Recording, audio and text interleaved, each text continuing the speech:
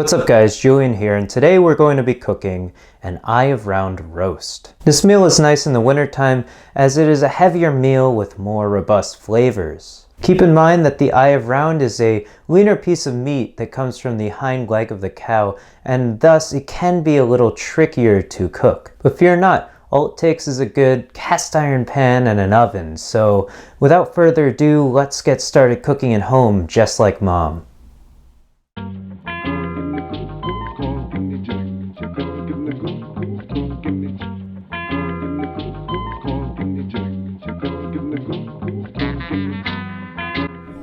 To start, you're going to want a cast iron pan. I suggest you pick one up if you don't have one already, as they're incredibly useful in the kitchen as they can be put into the oven as well as on the stovetop. You will obviously need an eye of round roast. Today mine is around 2.5 pounds. And because this is a roast, it will be nice to pair with some root vegetables such as carrots and potatoes. I also like to throw in some onions and celery into the mix as well. And of course, it wouldn't be a roasted meat without garlic. This will help tie together all of the flavors of the meat, so don't be shy with the amount of garlic that you use. We are also going to need some sort of stock. Today I'm using chicken stock that we made a while back. I told you it would be handy, but you can feel free to use beef stock if you would like. You should also try to get a bottle of dry red wine. This will serve an important role in this meal, so don't forget it. Our first order of action will be to preheat the oven to 425 degrees Fahrenheit. Now that we have our oven preheating, we can go ahead and prep our vegetables. Again, like with the roasted chicken, I like to cut things in larger chunks, as I think that with more surface area, they'll be able to absorb more flavor. So I'm going to go ahead and skin the carrots. And of course, again, having a garbage bag on your cutting board or kitchen counter will be very useful to you, as you can just toss things right away.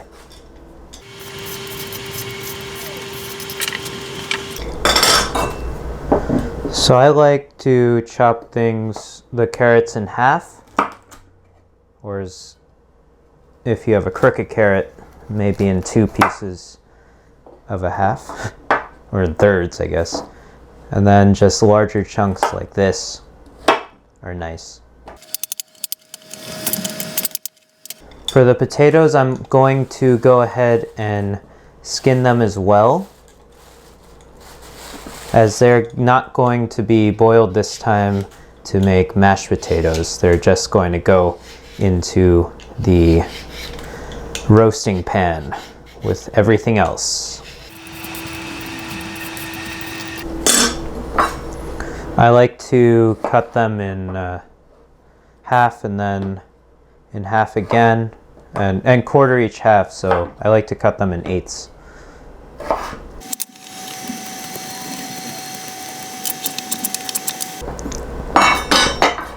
And for the celery, I like to do larger chunks as well.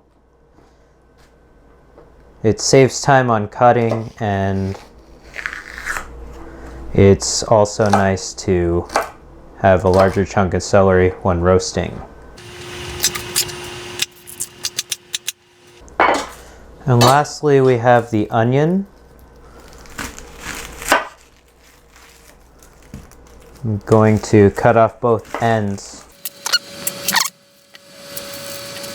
And for this roast, I like to have slices of onions, as I like larger pieces of onions, but you can feel free to dice your onion up if you'd like. But I think that with a larger piece of onion, it absorbs the flavor more, like the carrots and the celery, but it also adds a nice texture, and you can really taste the onion that way. And of course, we can't forget the garlic. Now, the garlic is a key proponent to this meal.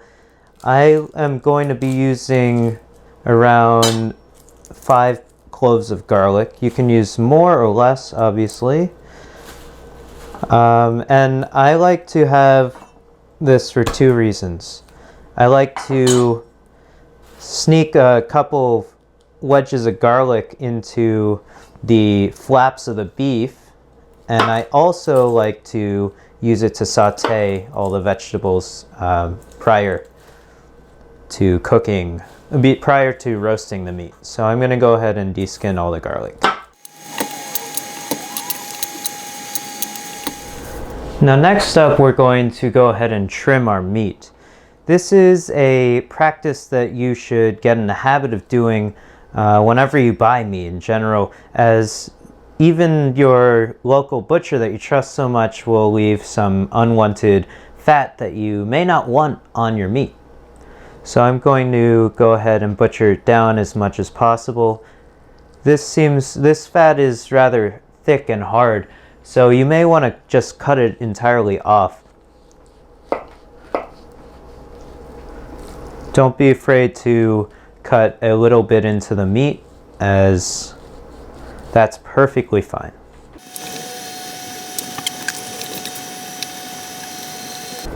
So now that we have a leaner piece of meat, we can go ahead and try to poke some holes in order to stuff some garlic into. So I'm going to go ahead and just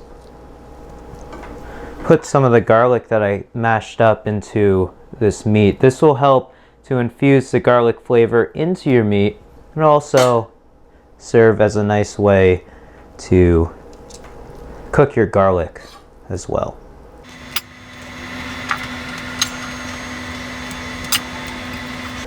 And of course, it wouldn't be a piece of beef without some salt and pepper. So I'm going to go ahead and crack some pepper onto each side.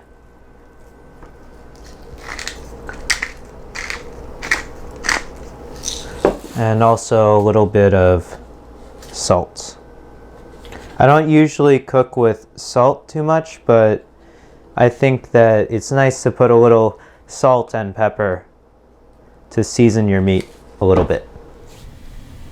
So now that we have everything prepped, we can go ahead and start heating up our pan and some olive oil in the pan as well.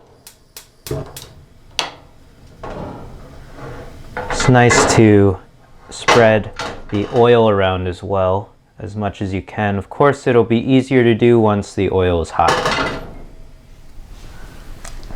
Once your pan is hot enough, you can go ahead and brown each side of the meat. Now, this will serve as to seal in all of the juices of the meat. Keep in mind, we're not going to be cooking the meat all the way through on this pan on the stovetop. We're simply cooking each side of the beef until it's brown, as the name implies. This will take around 1 minute for each side of the beef.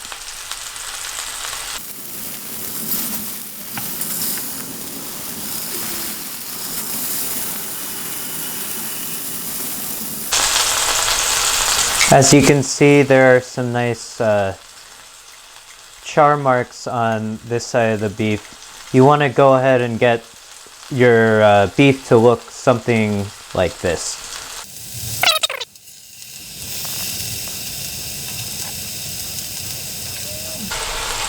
Like I said, you want to try to get every side, so that includes the top and the bottom of the beef. So you may have to hold it in place when you're doing the top and the bottom as such. But of course, you're only doing for a minute, so it's not too bad.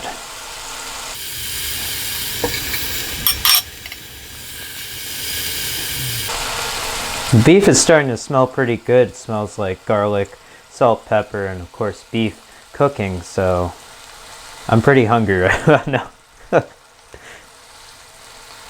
And of course, you don't want to forget this top part right here, so you can go ahead and just do that for maybe 30 seconds.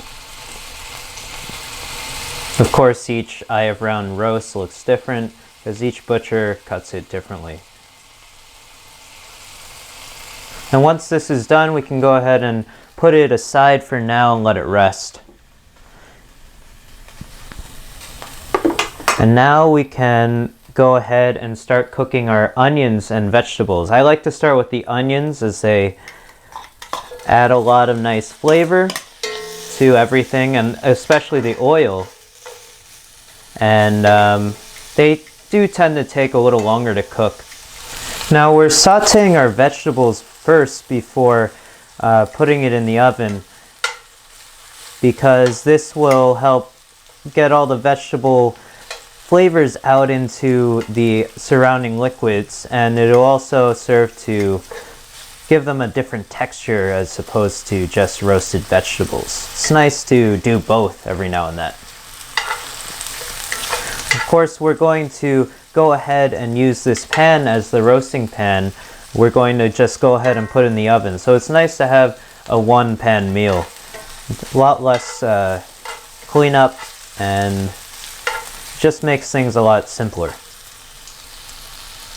So now that our onions have cooked down a little bit, we can go ahead and add our celery and carrots to the mix and get those nice onion flavors that have been infused with our oil nice and coated onto our celery and carrots.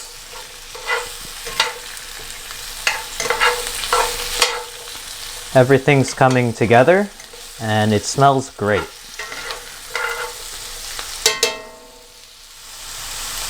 Now we're only going to be cooking the carrots and celery for about 5 to 10 minutes because, as you know, we're going to be roasting them in a little bit, so they're going to continue cooking in the oven, so you don't want to overcook your vegetables. So now that everything's nice and coated with all that good onion flavor, we can go ahead and finally add the potatoes to the mix. Now it's important to note that potatoes like to absorb oil very quickly, so you may find yourself having to add a little bit more oil. Don't be afraid, olive oil is your friend.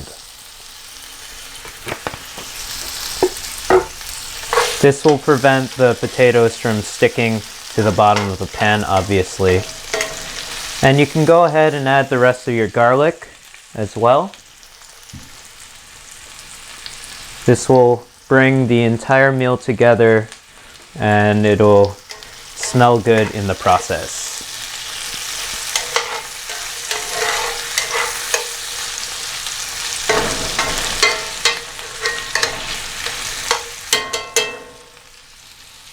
So we've been sauteing the potatoes for about 10 minutes, and you may start to be noticing that there are some crusty bits stuck to the bottom of the pan.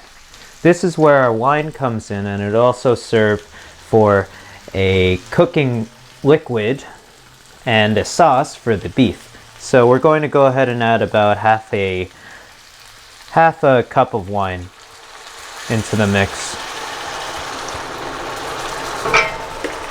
This is called, in most kitchens, deglazing the pan, as it gets all the crusty bits off and into the liquid, which is nice as it adds a lot of extra flavor to your meal. I'm also going to add the stock that I have, so I have about a cup of stock here to the mix, and we're going to go ahead and bring this up to a boil. Of course, before adding the wine, you may want to be mindful of how hot your pan is. If you fear that it's going to be too hot, don't be afraid to turn off the heat and let it cool down before you add the wine, because, as always, safety is the most important thing in the kitchen. So now that the liquid has come up to a boil here, I've pushed everything aside because we're going to go ahead and add our beef back into the mix, as it's not fully cooked yet. We're just going to go ahead and put it in the middle, and then we're going to go ahead and put it into the oven. You can go ahead and turn off the heat. Be careful. You should use a kitchen towel when handling anything that's hot in the kitchen. And we can go ahead and just toss it in there.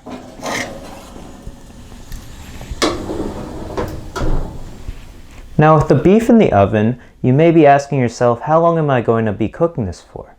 You can cook it for around 10 to 15 minutes per pound of beef, And this will depend on how rare you like your beef. I personally like it medium rare, so I'm going to cook it 15 minutes per pound. Now you may also be asking yourself, what drink can I possibly pair with this delicious eye of round roast?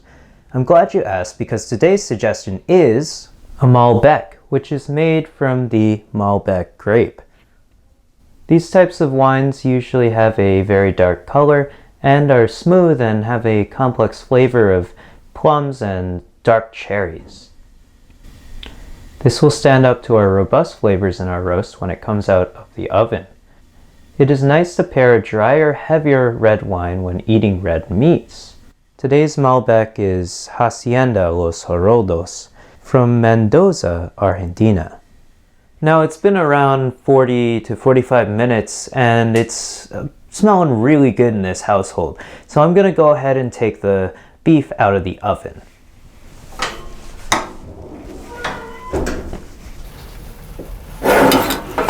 And as you can see, it looks delicious. Now it may be very tempting to go ahead and start cutting the meat as soon as it comes out of the oven, as it looks very delicious and smells really great as well. I'm going to go ahead and stop you right there, because like the chicken that we cooked in the first episode of Cooking at Home Just Like Mom, we're going to want to let the meat rest for about 10 to 15 minutes. This will help let the juices recombine with the meat so they don't run straight out of the meat as soon as you cut it. So now that it's been around 10 to 15 minutes since we took the beef out of the oven, we can go ahead and start cutting it into slices. I like to cut it into around 1/2-inch slices as such, and I'm just going to go ahead and do that. As you can see, we got a nice medium rare cut of the meat, and it looks really good. So now that we've finally finished cooking everything, we can finally dig in to our delicious meal here. So I'm going to go ahead and start doing that.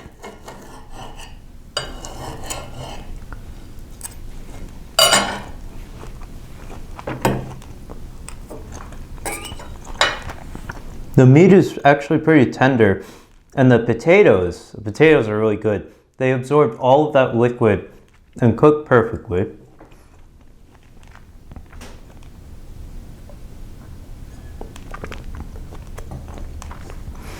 And once the flavor of the meat is coated your mouth, the wine goes down very smoothly and it's really delicious. Pairs very well. So that's how you cook an eye of round roast, guys. It's not that hard, and if you have any questions, you can go ahead and leave them in the comment section below. And while you're at it, you might as well leave a thumbs up if you like the video. And if you're looking for any other recipes or how to cook something, you can go ahead and check all the other episodes of Cooking at Home Just Like Mom on my channel. Until next time, guys, I'm Julian, and bon appetit.